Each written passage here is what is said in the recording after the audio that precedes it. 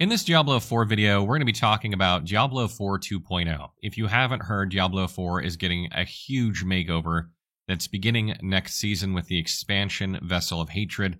These changes will affect all players regardless of whether they have the expansion, and you can actually check this out on the public test realm beginning on September 4th, running for a week through September 11th on PC. So if you want to see what these changes are for yourself and see how they feel, make sure that you sign up for that. So the first change coming to the game is leveling adjustments. The character level now is going to be capped at level 60 instead of level 100. And you are also going to gain 10 skill points between levels 50 and 60. So you'll actually have 10 more skill points to play around with on your builds moving forward once this becomes a thing.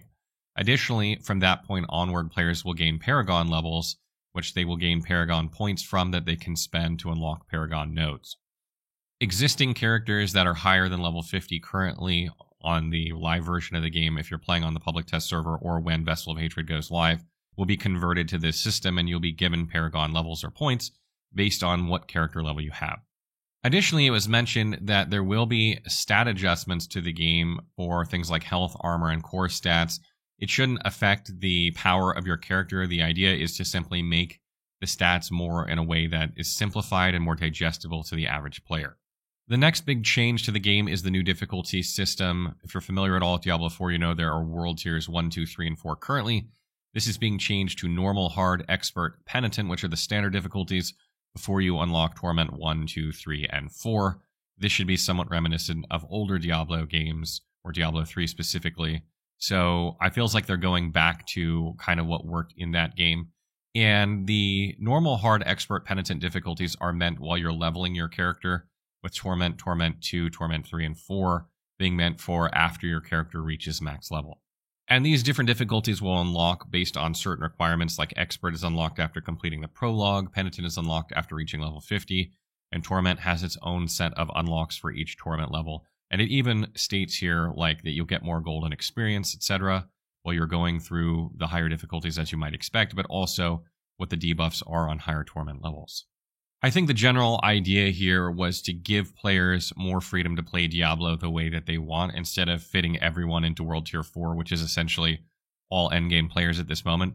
They can make it a little bit easier, a little bit harder, depending on what sort of player you are, which I think is a good change. And there are changes coming to the Paragon system. First one is with glyphs. This is no longer, the upgrading them is no longer driven by experience. You're actually going to have attempts to upgrade them, and the chance of successfully upgrading them is determined by what level your glyph is. So the higher level it is, the lower chance you'll have. Also, what pit tier you complete when you go to upgrade it. So you'll be doing the pit in order to upgrade your glyphs. And obviously, the higher level you go, the easier it will be to upgrade. This kind of reminds me of Diablo 3 a bit. So it's kind of changing the system there. Something else interesting is that the maximum level of glyphs has been increased from 21 to 100. So that's a huge increase. And at level 45, a rare glyph can be upgraded to a legendary glyph using gem fragments. And what this does is it increases the glyph's radius size from 4 to 5, and it also grants the glyph an additional affix. The Paragon boards have been changed a little bit. There has been one new Paragon board added for each class, and you can only have 5 Paragon boards equipped at a time, including your starter board. So this means you're going to have to pick 4 boards outside of your starter board to use for your build, and you'll have up to 300 Paragon points now instead of 200, so you'll have more points to play around with. There's also been a rework to item quality. Ancestral items will now start dropping at Torment level 1. So once you get to that difficulty, you'll start seeing ancestral items. And they always drop at item power 800, which is the highest possible rating now. And greater affixes only appear on ancestral items. And ancestral items always contain at least 1 greater affix.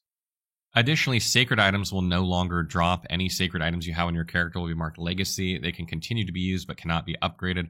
So it seems like sacred items are just being removed from the game in general, and non-ancestral items are capped at item power 750, and legendary items dropped when you're level 60 will always be item power 750. So you'll always have very good legendary items that aren't ancestral until you get ancestral, so it should make them feel more powerful until you get to that level. In addition to these things, each class will gain 1 new active skill and a slew of passive skills. These are listed on the Blizzard website. You can see what these are, kind of scrolling through them here on the screen. But this should help improve build variety and change the way that existing classes play. And the new class Spiritborn is absolutely one of the most versatile classes in the game, if not the most versatile. So I think this is absolutely necessary. We will kind of talk about that class in our next Diablo 4 video since we got to play that at Gamescom. So stay tuned for that video as well.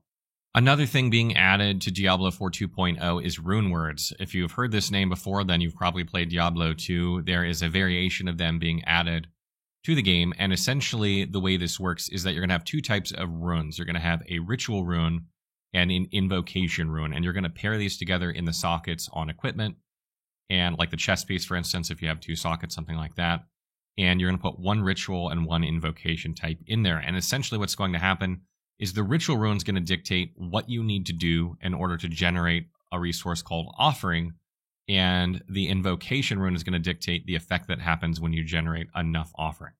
So, for instance, the example they give here is Bach makes it so that when you travel 5 meters, you gain offering.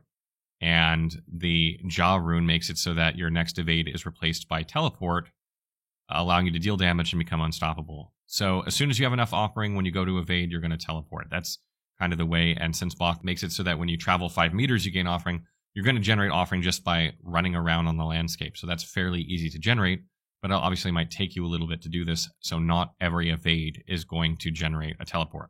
There are going to be 17 runes of ritual, which means 17 different ways to generate offering, and 28 runes of invocation. So 28 effects that will trigger when you have enough offering. And you can pair any of these 17 runes of ritual with any of these 28 runes of invocation, giving you tons of combinations. And something that's particularly interesting is this allows you to gain the skills of other classes, even if you're not that class. For instance, the Lack Invocation rune makes it so that when you meet the requirement, you evoke the Barbarian's Challenging Shout, reducing your damage taken. So even if you're not a Barbarian, you could use this. And the Ohm one triggers the Barbarian's Warcry ability, increasing movement speed and damage dealt. The Zon rune makes it so your next skill cast will be a guaranteed critical strike and overpower. This could be insane for certain builds. So that's a great one to have as well. The Q rune makes it so that you evoke the Druid's Earthen Bulwark, granting yourself a substantial barrier. And the Yom rune makes it so that you evoke the Druid's Petrify, stunning and increasing your critical strike damage against enemies. Now, these are just some examples of rune words that you can use in the game, and there are obviously going to be others based on other classes, but you can get an idea of how these can change your build or make your character more powerful. But something to note about this particular feature is that this thing, rune words, can only be accessed if you have the Vessel of Hatred expansion. So even though these changes are coming to the base game, you won't be getting these items unless you own Vessel of Hatred. And a couple other things I'll mention about runes real quick is you can also craft runes, which is interesting. And if you're playing on the public test server, since we won't have access to Vessel of Hatred content on the public test server, you'll actually just be given some of these runes that you can test out so you get an idea of what they're like. Party Finder is also being added to the game, so if you're someone who wants to play Diablo with people but you don't have a ton of friends, or maybe your friends haven't played Diablo in a while, or maybe they're just not available on your schedule, you're going to be adding a Party Finder that allows you to find people to play with based on your chosen activity, difficulty, etc. There are also new mythic items coming, there is also a new unique item for each class, and there are also new legendary aspects for each class. I won't go through all of them in this video, but you can look through the notes on the Diablo website, or you can just see them here on the screen if you want to see what those are. And lastly, there are also balancing changes coming to the classes in the base game. A lot of skills have had, and legendary aspects have been tweaked a little bit, a lot. So you can definitely look through the list here and see what some of those are. It's like kind of too long to go through in this video. But this is just usually a lot of these have had their percentages or durations changed by a little bit.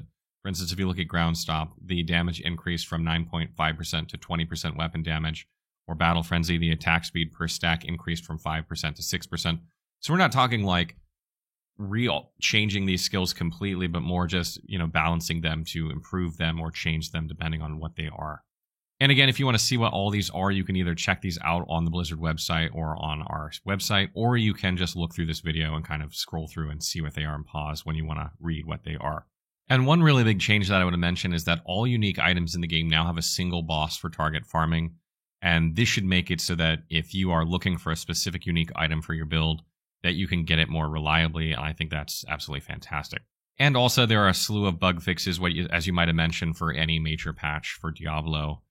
But that's kind of the gist of it. There are a huge number of changes here. Obviously, it would take a very long time to go through every one of these changes. And I think what we'll do moving forward is probably do a video for each class, kind of going in depth about the changes for each class, since I feel like that's more digestible to just do one at a time rather than a single video.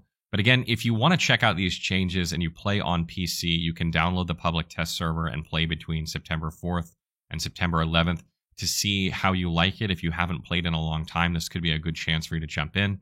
And as I mentioned, only the runes require Vessel of Hatred in order to be able to use, but you will be provided some on the public test server so you can see how that system works. So what do you guys make of these changes? Are you happy about it? Are you someone who owns Diablo 4 and you haven't played in a while? Are you planning on jumping in with Vessel of Hatred? Stay tuned because we do have a Spiritborn preview. I want to talk about playing that game at Gamescom, but let me know what you think in the comments below.